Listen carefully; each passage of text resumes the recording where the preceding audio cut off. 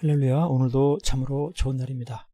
우리가 이 세상에서 고난을 당할 때가 있습니다. 신앙생활하기 힘들고 어렵고 포기하고 싶은 그러한 때, 세상의 여러 가지 유혹 가운데 흔들릴 때 어떻게 되겠습니까? 소망 중에 인내하며 살아가는 이것이 참으로 귀한 믿음인 겁니다.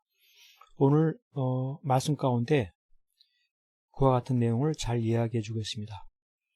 그러나 심판이 시작되면 그는 권세를 빼앗기고 완전히 멸망할 것이요, 나라와 권세와 온 천하 나라들의 위세가 지극히 높으신 이의 거룩한 백성에게 붙임받으리니 그의 나라는 영원한 나라이라. 모든 권세 있는 자들이 다 그를 섬기며 복종하리라. 이와 같이 말씀하고 있습니다.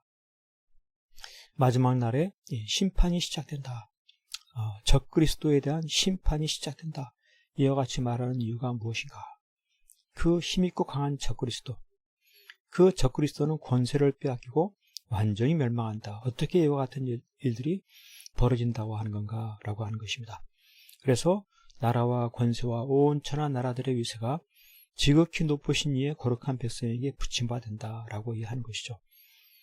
아직 일어나지 아니한 그러한 먼 훗날의 일임에도 이와 같이 말씀하시는 그 의미를 믿음으로 깨달으려 하는 것입니다. 그렇습니다. 장래에 소망을 주심을 일깨우고 싶으신 그러한 심정이 있습니다. 하나님 나에게 소망을 주신다. 장래에 소망을 주신다. 어떠한 소망입니까? 적그리스도가 나타나고 그로 인해서 많은 고난이 있다 한다 할지라도 마침내 승리를 주시는 하나님이시다. 승리의 하나님이시다. 이와 같은 사실을 기억하면서 어떤 신앙의 환난과 고통과 어려움 속에서도 믿음이란 소망 중 참고 견디고 인내하는 것이다 라고 이해하는 것이죠. 그래서 그의 나라는 영원한 나라이라. 모든 권세 있는 자들이 다 그를 섬기며 복종하리라. 이와 같은 말씀을 깊이 있게 묵상하는 것입니다. 주님의 나라는 영원한 나라이다. 모든 권세 있는 자들이 다 그를 섬기며 복종하게 된다 라고 하는 것이죠.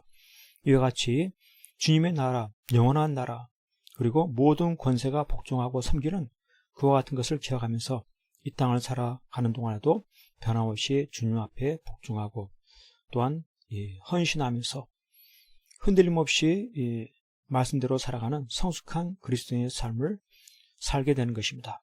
환난과 핍박과 어려움 속에서도 적그리스도는 멸망하게 된다. 주님의 나라는 영원한 나라이고 모든 권세가 다 주님께 복종하고 섬기게 된다. 이와 같은 사실을 기억하면서 주님 앞에 더욱더 흔들림 없이 순종과 헌신의 삶을 사는 것입니다. 오늘 우리의 삶 속에서도 여러 가지 고난을 당할 때가 있습니다. 그럴 때 신앙을 포기할 수도 있고 세상의 유혹을 따라갈 수도 있고 여러 가지 흔들릴 그런 상황이 있지만은 믿음이란 무엇입니까? 마귀 사탄의 여러 가지 유혹 있는다 한다 할지라도 소망 중에 인내하는 것입니다. 결국 마귀는 멸망당한다. 결국 죄는 심판을 당한다.